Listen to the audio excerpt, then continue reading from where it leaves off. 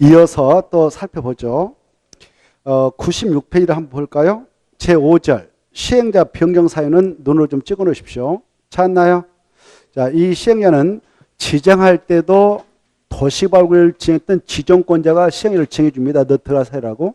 그 시행자에게 일정한 사유가 발생하면 교체할 수 있어요. 이걸 변경 사유라고 하죠.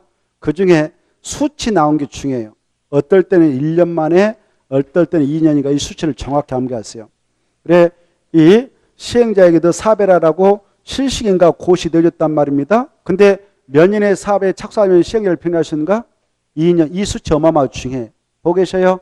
2년 체크하시고, 그 다음에 아까 이 도시개발구역 전부를 환지 방식으로 시행해 나가게 될 때는 1차로 이 안에 있는 토지수와 그들이 만든 조합이 시행으로 증거받을 수 있거든. 그 시행자였던 그네들이 몇 년의 실식을 작성해서 인가를 신청해야 되냐면 이 구역 지정 시부터 1년에 해야 돼. 1년. 1년란 말 중요해요. 1년에 실식의 인가를 신청했는데 안 했어. 그러면 시행을 변경도 할 말 없다. 이렇게 받으세요. 그게 중요해. 6개월로 2번 나왔습니다. 가로 안에 있는 거 너무 신경 쓰지 말고 6개월 그 가로 안에 있는 거 지워버려. 안 보이게 지워버리고 1년이라는 수치를 꼭 암기하세요. 알겠죠? 혼란스러우니까 가로 안에 수치 지워버리고 1년이라는 말 꼭 암기해야 돼요. 그리고 3번, 4번은 참고로 읽어보셔요. 그 다음에 밑에 시행예로 증명할 수 있는 아까 했어. 공공사업 시행자 국지정공. 밑에 민간사업 시행자 오른쪽 범위 나와 있죠. 민간사업 시행자 쫙 있어요. 그거 도시발교 안에 마지막 줄 봐봐요. 도시발교 안에 토지 소자지 건축물 소자 아니다 이거 취하고 다음에 통과 되겠네. 오른쪽 넘어오셔서 손 아까 했고 첫 번째. 그 다음에 나머지는 통과가 되겠습니다. 그 다음에 한 장 넘어가서 보시면 98페이지에 나오죠. 98페이지 이 도시개발 조합이 나옵니다. 이 도시개발 조합은 별도로 함자가 출제될 것이니까 잘 좀 정리해 둘 필요가 있다. 이 도시개발 조합은 무슨 방식을 정해서 사업을 하게 될 때만 만들어 나오냐? 한지 방식. 그것도 도시개발 전부를 알죠? 그때 시행자가 되어서 조합이 만들어지는데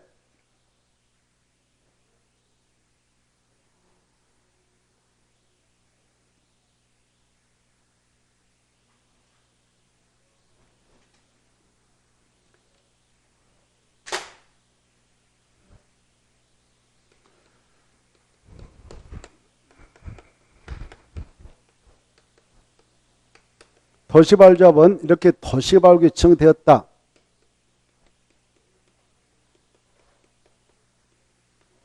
이렇게 지정 고시가 된 후에 이 안에 있는 토지 소유자 7명 이상이 있어야 되는데요.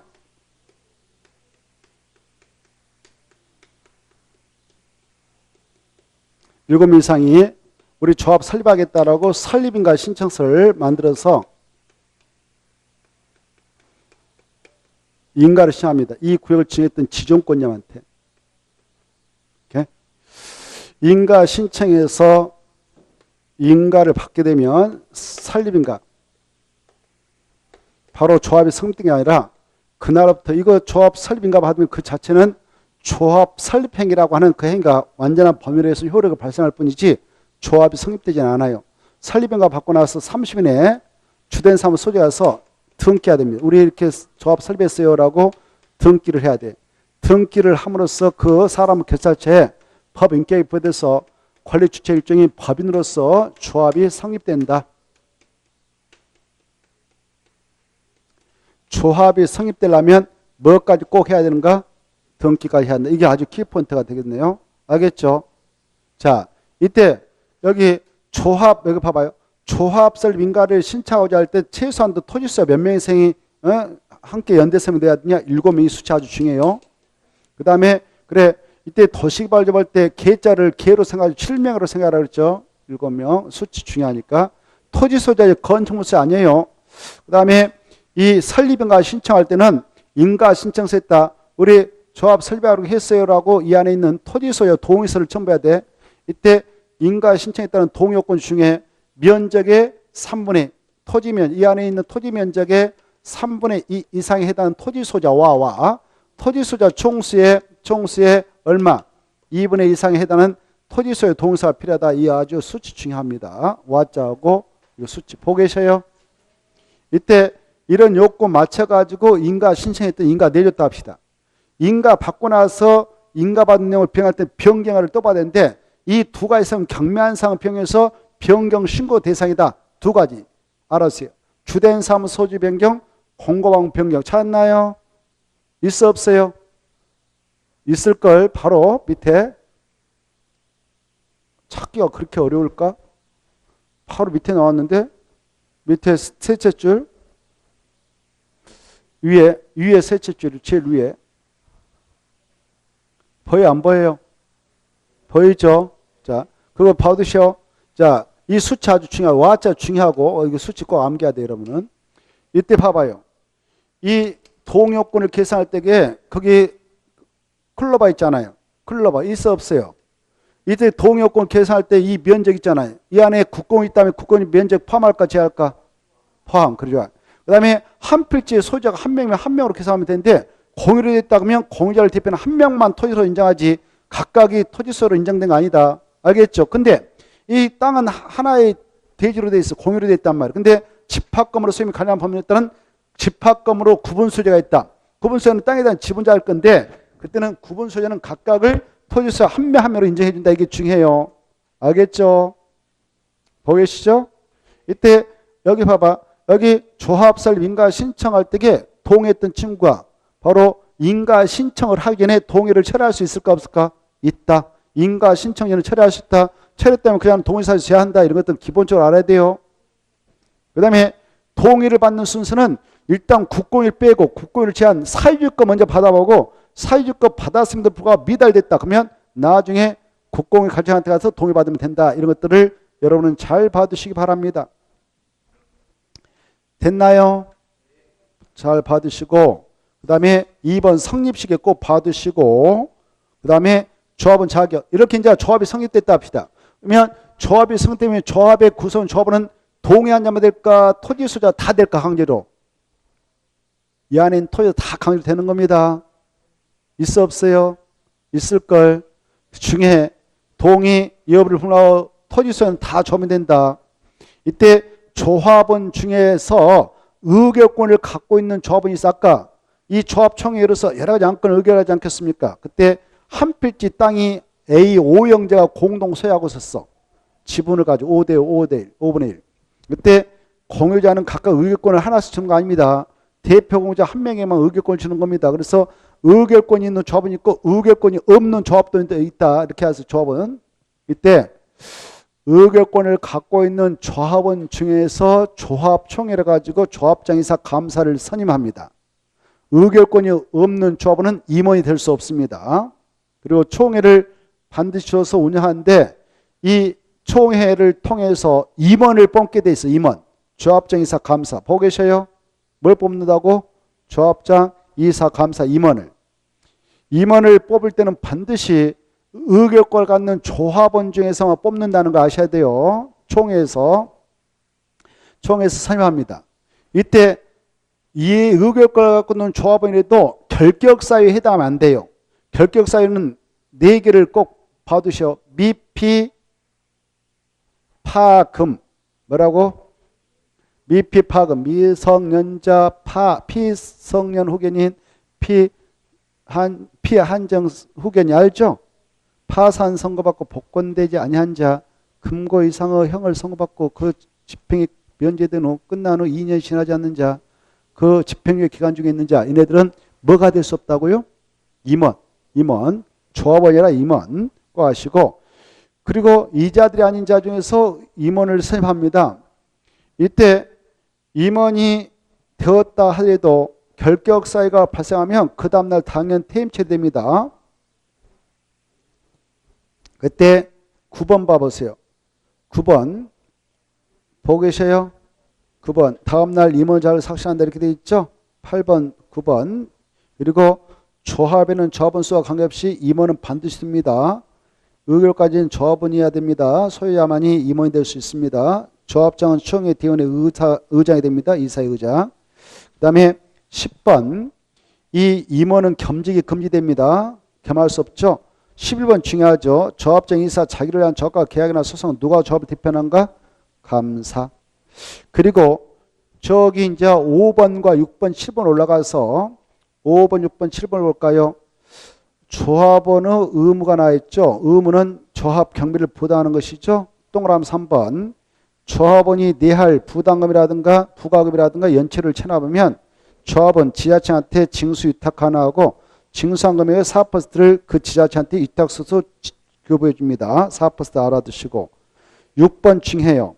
조합원은 보유 토지 면적에 관계없이 평당 의결권 행사하지 보유 토지 면적 비례해서 차등 의결권 행사하는 건 절대 아니다. 7번 이 대원회를 둘 수도 있고 안 둘 수 있는데 의결권을 가진 조합원 수가 몇 명 이상이면 둘 수 있는가? 50명. 둘 수 있다. 이게 중요해요. 둬야 된다. 틀려요. 그 다음에 밑에 의결권 수 아까 했네요. 공유토지는 공유자의 동의를 받은 대표 공유자 한 명만 의결권이 있다. 중요하고 공유토지 내에 구분 소유자 있다면 구분 소유자별로 그게 각각 의결권이 하나씩 인정된다. 이거 아주 중요하니까 봐두시기 바라고. 그 다음에 나머지 통과됩니다. 넘어가셔서 100페이지에서 알아볼 거. 이 시행자가 작성하는 실시계획에는 뭐가 꼭 포함되든가? 지구 단위기기 포함된다. 그리고 2번 아까 했으니까 꼭 읽어두시고 3번 실시계획을 고시하면 그 계획 속에 지금 지구 단위기 포함되어 있기 때문에 도시 군관리계 결정고시가 있는 걸로 간주됩니다. 그 다음에 나머지는 통과하고 오른쪽 넘어오십시오. 101페이지 도시발사업 시행방식 아까 몇 가지 있다? 3가지. 여러분은 여기서 알아둘 게 뭐냐면은 어떤 사유가 있으면 수용 사용방식을 정해서 사업한가? 집단적. 그 말이 중요해요. 남은 다 환지 방식이다 이거. 그리고 다음에 통과해야 되고 그 다음에 넘어가서 보시면 102페이지 수용 사용방식에서 103페이지 4번이 중요해요. 토지상환 채권 발행. 토지상환 채권은 무슨 방식을 정하는 사업장일 때 발행해 줄 수 있는가? 수용 사용방식. 이것은 한 문제감이니까 잘 봐두시라고 그랬죠. 꼼꼼하게 봐두셔야 돼. 먼저 토지상환 채권은 누가 발행자냐? 발행자부터 알아야 돼. 아무나 발행가 아니야. 시행자의 자격이 있어야 돼. 시행자. 뭐요? 시행자. 시행자 아니면 절대 발행할 수 없어요. 1번에 나와 있죠. 있어 없어요? 도시개발사업 시행자 나와 있잖아요. 사업 시행자만 발행할 수 있다는 것 중에 시행자는 그 안에 있는 토지세가 원해야 돼. 매수세금 일부를 지급하기 위해서 이 사업으로 조성한 토지 건축물 상환하는 채권 이걸 약자로 토지상환 채권 하였죠. 2번 다시 한번 봐봐요. 누구만 발행권자다고? 시행자. 시행자 아니면 절대 발행할 수 없어요. 이때 시행자 중 공공사업 시행자 있고 민간사업 시행자 있지 않겠습니까? 그때 공공사업 시행자 발행할 때는 지급보증 받지 않아. 근데 민간이 발행하면 사업도중 부도날 수 있으니까 꼭 받아야 돼. 지급보증을. 이게 중요해. 차이점. 누가 발행할 때만 지급보증 받도록 되어 있는가? 민간. 그렇죠. 밑에 손 잘 읽어두시고 발행 방법은 꼭 기명주권으로 발행하지 무기명 안 된다. 그 다음에 발행할 때 시행자 누구한테 가서 승인받아야 되냐? 자기를 시행자로 정했던 지종권자한테 가서 승인받아야 한다. 다만 지종권자 지가 시행하면 자기한테 승인 안 받는다. 5번 중요해요. 발행규모. 이 토지상환채권을 가지고 있는 자에게 상환해 주신 토지 건축물 규모는 일반한테 분양할 토지 건축물이 얼마를 초과하면 되냐? 2분의 1. 수치 잘 나와요. 3분의 1로 나온 바도 있어요. 틀려요. 6번. 이 토지상환채권은 여러분이 지금 권리자다 그러면 다른 한테 이전할 수 있어 없어요? 있어. 어마어마충. 이전 가능하다. 이전해가지고 B가 가져갔다 합시다. 그러면 그자가 명의변경을 제대로 해야 되거든. 명의변경할 때는 이 사채를 받던 시행자 토지상환채권 원부를 지내던 사무실에다 가지고 있어요.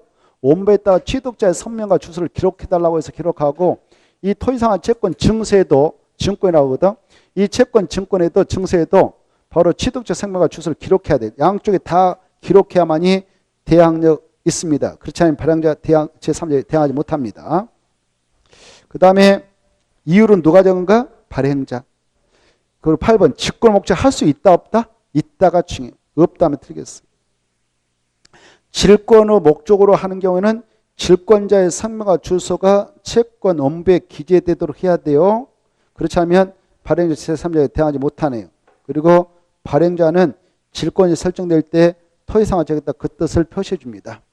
넘어가시고 넘어가서 보면 선수금이 나오죠. 선수금은 2번, 3번 좀 보세요. 2번. 이 선수금은 도시개발 사업을 무슨 방식으로 진행할 때만 선수금을 받았을 수 있냐? 수용 상방식. 수용 상방식을 정하는 사업장에 엄청난 보상금하고 사업비용이 들어가는 문제가 있어요. 그래서 이 도시개발 사업으로 조성된 토지를 분양받아서 사용하려고 하는 자에게 미리 그 대금을 미리 전부일부를 받을 수도 있다. 그리고 원형지를 공급받아 이용하는 자에게 미리 그 대금 전부일부를 받을 수 있다. 이걸 선수금이라 하는데 시행자가 선수금을 받아 쓰려면은 자기를 시행으로 정했던 지정권자한테 꼭 승인받아야 돼요. 지정권자 승인 안 받고는 선수금으로 받아 쓸 수 없다. 이거 받으시고 특히 민간 시행자가 선수금을 받아 쓰려면 공사를 좀 진척시켜야 돼요. 공사가 몇 퍼센트 이상 진척될 때만 선수금 받았을 수 있냐? 10% 이거 수치 좀 받으세요. 그 다음에 이 수용 방식을 정하는 사업장 할 때에 여기 이렇게 아직 시행자가 협의 매수했던 강제 수용에서 보상처리 소유권 다 넘겨받았네요. 넘겨받아가지고 뭐 한국토지동사다 이네가 넘겨받아서 작교를 해놨어. 이런 상태에서 아직 개발되어 있지 않는 사업에 들어가지 않는 원래 상태의 땅을 원형이라 하죠. 도시개발 사업으로 조성되어 있지 않는 원래 상태 토지를 원형이라 하는데 원형지를 이 전체 면적 대비 얼마 이내 벌면서 싸게 공급할 수 있냐? 3분의 1까지. 이 수치 어마어마하게 중요하다. 얼마요? 3분의 1. 시행자가 원형지 공급할 때는 지정권자한테 승인받아서 공급하는데요. 원형지를 공급받아서 직접 개발할 수 있는 자는 법정된 5명만 받아갈 수 있어요. 국지공하고 학교 공장으로 직접 사용한 자. 암기하세요. 그리고 원형지를 받았던 친구 국가하고 지자체 빼고 몇 년 동안 매각 함부로 못하냐? 10년. 근데 국가하고 지자체는 바로 팔아먹어도 돼요. 알겠죠? 그게 중요해요. 별표 중요해요. 별표. 국가 지자체는 바로 팔아먹어도 된다. 알아두시고 어르신도 모셔서 가로 3번 박스 안에 들어가 봐요. 원형지 개발자를 선정하는 방법은 원칙은 국지공용 중에서 원형지 개발자 선정하려고 한다. 아까 그때는 수의계약방으로 선정이 돼야 국가가 산다고 지자체가 산다고 와서 받아가세요라고 계약서 쓴 것을 수의계약방법으로 선정한다 그래. 근데 무슨 용지로 팔아먹을 때는 경쟁입찰로 선정해야 되냐? 학교, 공장 용지로 직접 이용한 자에게 원유를 공부할 때는 경쟁입찰 방법을 통해서 팔아야 됩니다. 근데 몇 해 이상 아무도 살려고 달라들지 않으면 유찰됐다고 하냐? 2회 이상 유찰되면 수의계약방법으로 선정해서 원유를 줘도 돼요. 2번 원형지 공급가격은 감정가격을 매겨. 감정가 매겨놓고 거기다 만약 시행자가 기반시설 도로 같은 설치 공사비용을 들였다면 그걸 더해. 그 더한 금액을 기준으로 해서 협의해서 결정한다. 그게 중요해.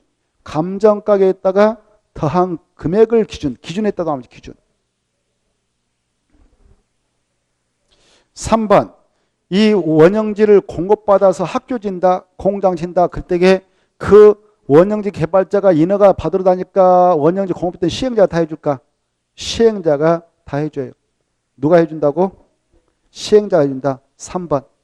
시행자가 원형지 조성을 위한 인허가 등 신청 관계법령에 따른 업무를 담당 처리해준다. 그 다음에 6번. 이 수용 상방식에 의한 도시개발 사업으로 조성된 조성토지 공급이 나와 있죠. 이때 이렇게 봐보세요. 여기가 수용 방식으로 다 끝났어. 수용 방식으로 다 끝나가지고 바로 조성대 토지가 났다. 그러면 이때 지정권자한테 가서 중검사 받습니다. 시행자가. 중검사 끝나면 공사하려고 공고해요. 공사하려고 공고가 있으면 이제 이 조성된 토지를 시행자가 공급할 수 있어요. 시행자가. 공급해서 팔아먹는단 말이죠. 공급할 때 일단 이 가격을 싸 매겨. 가격을 매긴데 무슨 가격을 매기냐? 감정평가표를 다 동원해가지고 매겨요. 그건 이제 감정가에 나와 있죠. 감정가를 기준해서 경쟁 입찰로 붙여요. 그래서 최고가로 입찰한 자에게 팝니다. 원형지 공급, 조성 네트워크를 공부할 때. 근데 이때 시행자가 이 조성 네트워크를 공부할 때는 공급 계획서를 먼저 작성해서 이렇게 공부하려고 합니다라고 자유를 시행자로 요청했던 지정권자한테 중급사를 내줬던 지정권자한테 제출하고 공급해서 팔아먹어요. 이때 팔 때는 원칙은 경쟁입찰. 그런데 외적으로 법정된 땅은요. 추천방으로 분양할 수도 있어. 추천방으로. 그리고 수의계약으로 공부할 수도 있어요. 수의계약. 그리고 아까 최저가격이 감정가격이라고 했잖아요. 근데 감정가격 이하로 공부할 수 있는 것도 있어요. 이게. 감정가격 싸게. 자, 그걸 먼저 보겠어. 6번에 1번 수용 사용 방식에 의한 도시개발 사업으로 조성된 토지 등의 가격평가는 감정가격을 기준으로 하는데 그러나 2번 감정평가한 가격 이하로 조성 토지를 공고할 수 있는 용도의 토지도 있다. 어떤 용도로 팔 때 싸게 팔아도 되냐? 학교, 폐기물 처리 및 재활용시설 용지, 공공청사 용지, 특히 사회복지법인이 설치하는 무료의 사회복지시설입니다. 무료, 그 말 중에. 유료의 사회복지시설은 안 돼. 그게 중요해. 유료로 사회복지시설 운영하겠습니다. 그러면 이건 경쟁입찰로 매각해야 되지 감정가격 이하로 안 된다. 이게 키포인트고 남은 통과. 마지막 감정가격 이하로 정할 수 있다. 그 말 체크한 바고. 그 다음에 3번에 1번 시행자는 조성토지 공급할 때 조성토지 공급계획 작성해가지고 지정권자한테 제출한다. 그리고 넘어가요. 넘어가서 보면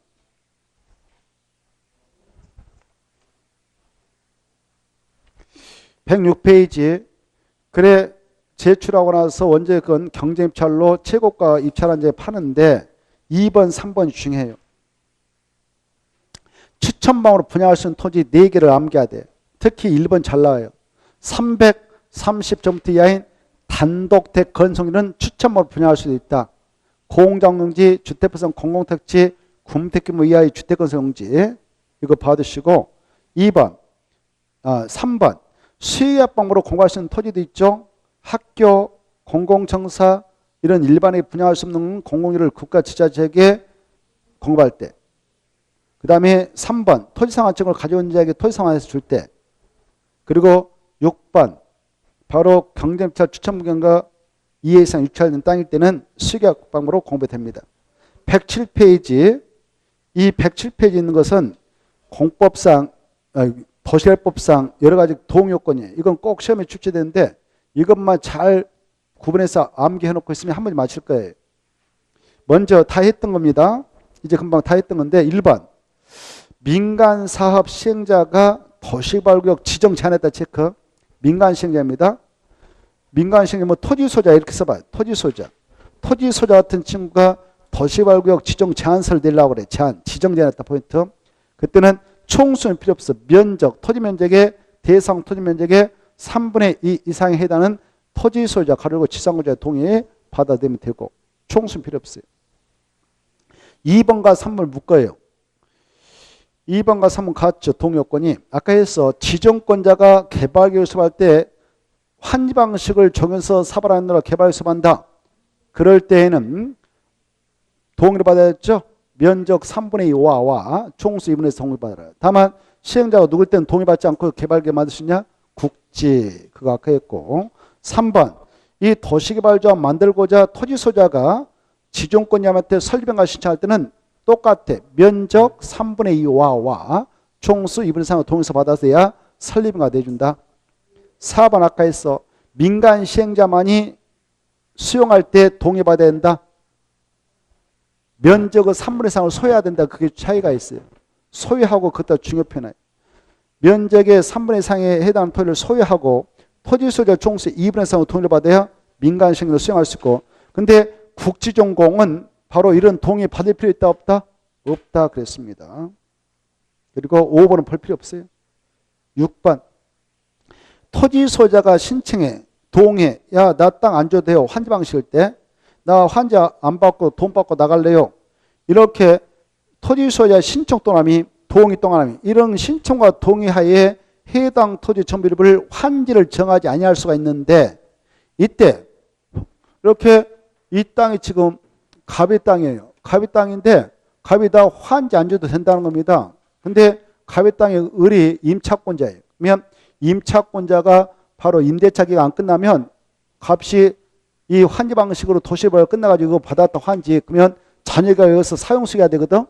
가서 근데 임차권자가 있는 땅인데 토지세다 땅값 받고 그냥 나갈 테니까 환지 아니어도 돼요라고 신청을 했어. 이렇게 또 동의서 줘버렸어. 그때는 임차권자 있을 때는 임차권자의 동의도 꼭 얻어야 환지를 정하지 않을 수 있지. 임차권자가 동의서 안 주고 땅 주세요. 환지 주세요. 나 자녀가 여기 가서 사용수가 할래요. 그러면 환지 줘야 돼. 알겠죠? 누구 동의 꼭 받아야 된다고요? 임차권자. 그게 아주 중요해요. 토지 소유의 신청 동의하에 해당 토지 전부를 환지를 정하지 아니할 수 있기는 하나 다만 해당 토지에 임차권자 있으면 반드시 임차권자 동의를 얻어내야만이 환지를 정하지 아니할 수 있고 만약 그자가 동의서 안 주면 환지 지정해서 임차권자를 보호해 줘야 된다. 이렇게 정확히 하셔야 돼요. 머리를 팍 돌려야 돼. 그래서 걸렸죠? 그러면 오늘 일정 끝났어요. 108페이지는 다음 주에 할 거예요. 다음 주에 이거 하고 정비법을 쭉 할 겁니다. 오늘은 여기까지 하고 여러분들이 월요일 날 너무 세게 하면은 힘드니까 오늘은 몸 좀 풀고 다음 주는 세게 할 거예요. 다음 주에 세게 할 테니까 각오하고 오세요. 자, 수고하시고 다음 주에 뵙겠습니다. 안녕히 가십시오.